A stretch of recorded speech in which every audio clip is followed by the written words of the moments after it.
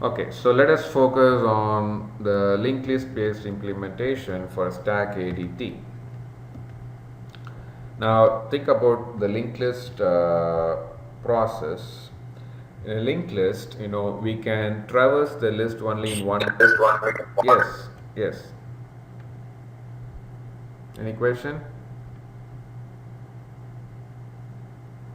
Okay. So in a linked list, we can traverse the list in a single linked list. We can traverse the linked list in only one direction.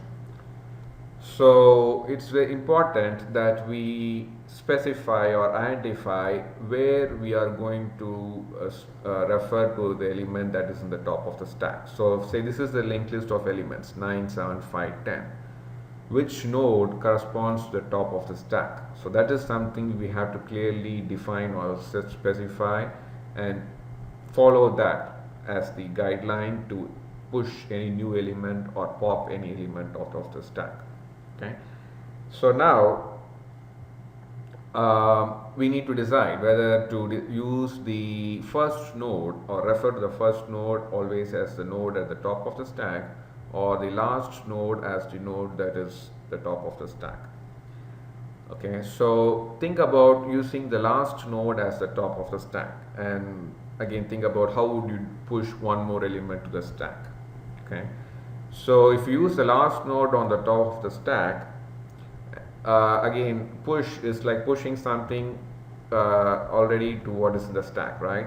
So that means first you need to be able to get to the top of the stack and then push something on the top of it, right? So in this case as the next node of this data node. So that means you have to start from the head node, go through all the elements that are currently in the linked list, and then only you can reach the top of the stack, and then you will be able to add the next element to the top of it.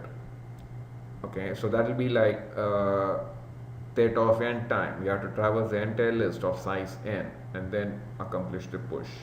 And again the pop, you have to do the theta of n time because you have to traverse through the entire list and then delete that last element in the list. So pop will also be a theta of n time. So that means if you use the last node as or if you consider the last data node as the top of the stack, you cannot accomplish the push and pop operations in theta of 1 time. So that option is ruled out. So the only other option is to use the first data node that is in the top of the stack, and let us see whether we can accomplish now the push and pop operations in constant time. And if you think look at this example here, this is for pop, so let us see something for push. So let us say this is now the stack you currently have 7, 5, 10, and I said we'll follow the logic of using the first data node as the top of the stack. So that is 7 the data, and then 5 and 10. So that means the last data node will become the bottom of the stack. So if this is the stack you want to maintain, and the corresponding single linked list based representation would be like this. So the top of the stack, the data will be the data for the first node here, and then 5 is the data, and then the last data node will correspond to the bottom of the stack. So now if you want to push say data 9, how to insert that 9? Okay. So start from the head node, and then what we need to do, we need to be able to insert the 9 as the first data node. So after you do that, you should be able to start from the head node and visit 9 first. That's the first data node, 7, 5 and 10. So you see, at least even without looking at the code, you don't need to really traverse the entire linked list to be able to insert this 9 as the first data node, right? Because we just need to be able to get the first data node and insert this as the node before that. So we did this in a single linked list case with module 2. This is insert at index 0. Okay, so we can use the insert at index function that we saw for the single linked list. So this is the same code that we saw in single linked list, okay, for the insert at index function. and we can call this insert at index function. So let us say we have this code. So this is again an example of reusing a previous code. So we can call this function inside our push function. So let us say I write another function called the push function for the stack, and I'll show the code for that quite soon, and I pass the data I want to push. And this function, all it needs to do is just call the insert at index function and pass the index to be inserted as 0 and then the data, and nothing else you need to write for the push function. So let's look at the code for that. So again, the code for all these things in the stack ADT are posted in Canvas. So you should look at the code number, which is 3.9 for this.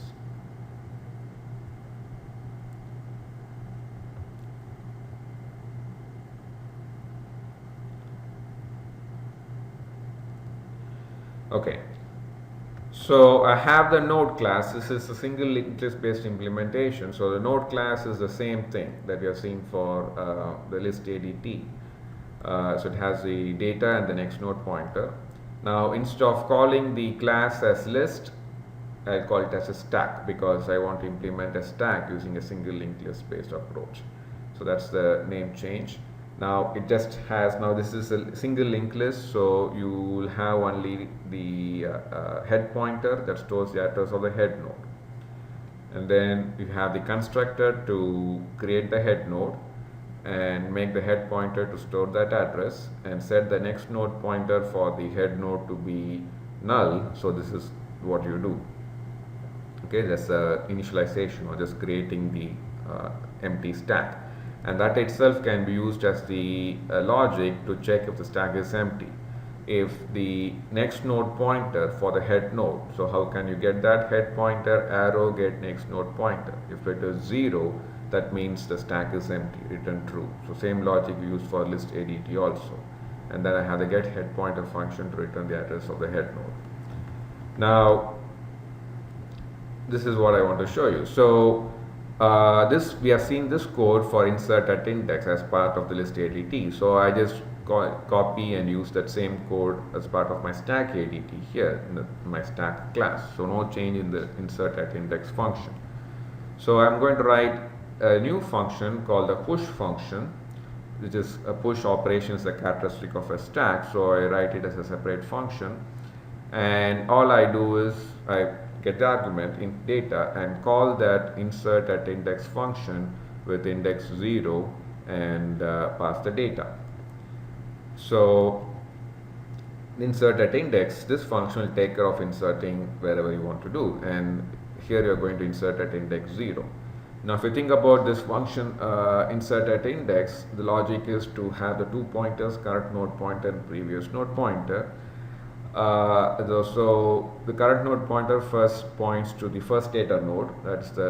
So using this head pointer arrow get next node pointer, you can get the address of the first data node, and current node pointer is pointing there.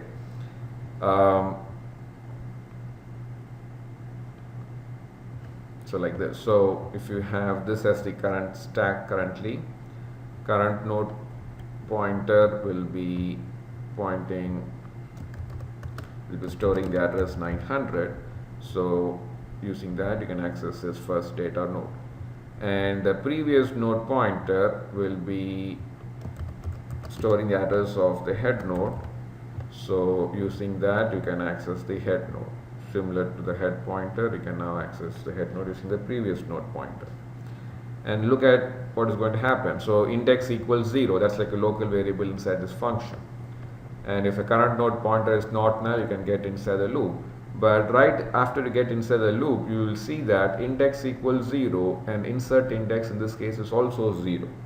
So you will break from the loop right away. You don't really go through the traversal operation inside the loop.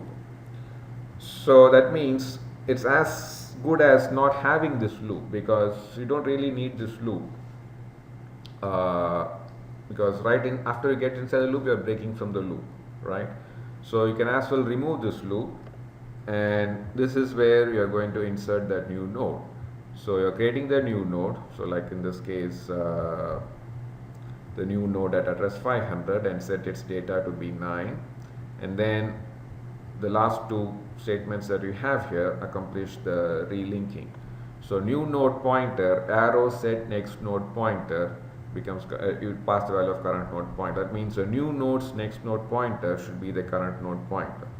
So that means new node's next node pointer field should be set to the value of current node pointer, which is 900. So when you do that, you are establishing this link from the new node to this current node. Now you have to remove delink this node, okay, this link. Remove this link and make the head node's next node to be the new node. So how can we do that? Use the previous node pointer. So previous node pointer points to the head node. So the head nodes or the previous nodes in general, next node pointer value should be set to the value of new node pointer, which is this 500. And that's what you have as the last statement here. Previous node pointer arrow set next node pointer pass value of new node pointer. So that is inserting at index 0. That's the push operation. Okay. Now the pop operation again is similar to deleting the element at a specific index, and in this case it is deleting the element at index 0. So this is the code we saw in the linked list ADT for a linked list based implementation, deleting at any specific index. And it's the same code that we can reuse now to do the pop. So for the pop operation, of course, you need to return the data that you are deleting. So the return type of the pop operation is whatever the data type is, which is integer in this case. And then you call the delete element function and pass the index that you want to delete. So that is index 0. And the delete element function will return the data of the node that you are deleting, which in the case of a linked list is the logical isolation. You're cutting off the link to that node so that you cannot visit that node anymore starting from the head node. And that's what you will do here. Start from the current node pointer. So let us do that also as a review. So we went through this in detail for linked list, single linked list and list ADT. I'm just kind of going through this again. So let us use this example. So current node pointer first points to the first data node. So current node pointer will be this 500 pointing to this node, and the other two pointers, the previous node pointer and next node pointer, will each be pointing to the head node. That's how we have set them up. The next node pointer is also 100. So I'll just do it like this. Both are pointing to the head node.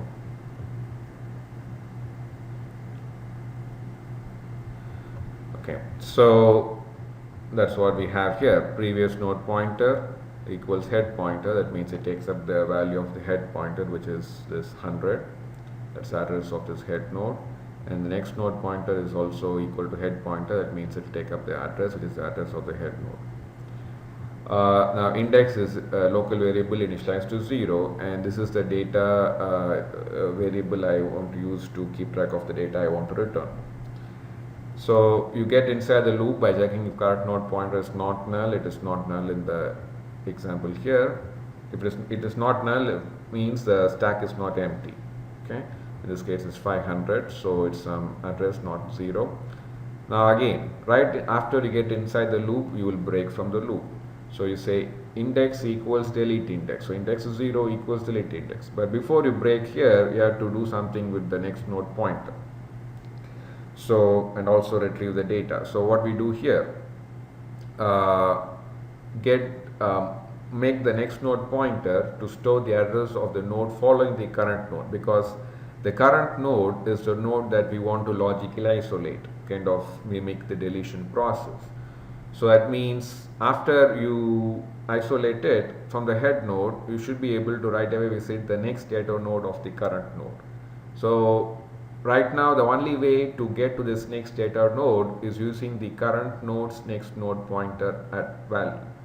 So that pointer stores the address of the next data node. So the next node pointer that we separately have here as a temporary variable should get that address, so that using this next node pointer, you can access this next data node, and that's what I am doing here. Next node pointer that we just initialized here should now take up the value of the next node pointer value in the current node. So current node pointer arrow get next node pointer will get you the value of that node address, the address of the node next to the current node, which is 900. So when we do that statement, next node pointer will take up the value 900, and it will be no longer pointing to the head node, it will be pointing to that next data node. And then you see here we kind of want to copy the value of these two member variables of the current node, because we are going to eventually isolate it. So that after we do that, we cannot access this current node. So that's why we are storing the value of the next node pointer in the current node in this next node pointer. So using that, now we can access the next data node. And we also now want to make a copy of this data, so that once you isolate it, we cannot get it anymore after that. So that's what we do in the next statement here. So data, this temporary variable that we declared here, will take up the data of that current node. So that's what these two statements accomplish. It tries to make a copy of the member variables in the current node, so that we can now delink this current node. So we break from the loop right away. So this is just like doing two operations. So we are not still doing any repetitive operations. So there's no iteration here.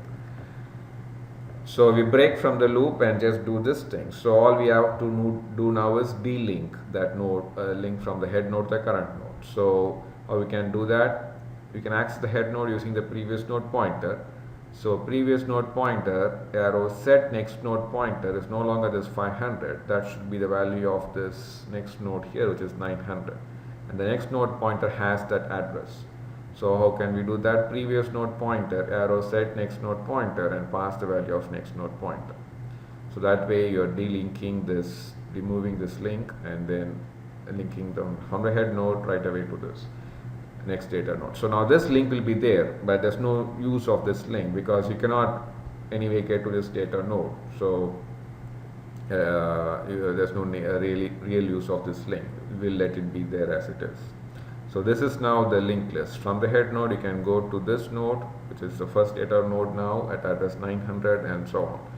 So on the basis of a stack, we have now kind of popped the stack. So we have deleted the element or logically isolated it, and we can return that data that we stored here as return value for the delete element function, and whatever that value returned to this function, pop function, will return that. So what are the data that is returned here, which is say 9, will be returned from this pop function. So you can do like this. So return from this function the data, and that is returned right away from this function, okay, to the calling function of pop. So again, you see here there's no looping here. Can accomplish then instead of one time. So that's what I want you to think about as an assignment, which I plan to give as assignment 3. Here for the push function, I call explicitly the insert at index function and pass index 0 and the data, and delete and pop again delete element and pass index 0. Now instead of that, you can take the logic as I explained now for the insert at index and delete element functions and incorporate the code inside the push and the pop function, so that instead of calling this insert at index function, the push function will itself insert or push the data as the first data node. And as I said, the logic is like try to avoid the loop. Again, you have to, in the case of inserting, you can simply remove the loop and you don't need this code also. But in the case of deleting, you need these two statements to reset the pointers. But these two statements can be written outside the loop also, and you can get rid of the loop, okay, and then have the statement. So almost gave you the answer how to write the pop function as well as the push function. Similarly, you can write the peek function, which I'm not interested in asking separately. So the peek function can just call the read function for the list and pass index, the read index that you want to read. You can accomplish the same thing without writing a loop and just read the data first, the data at the first node. Okay, but we'll focus on the push and pop functions for the implementation. So I may ask this as an assignment, which is as assignment 3. So I'm thinking about it. So I'm giving you the idea right away. All right. So any questions on the single linked list based implementation of a stack?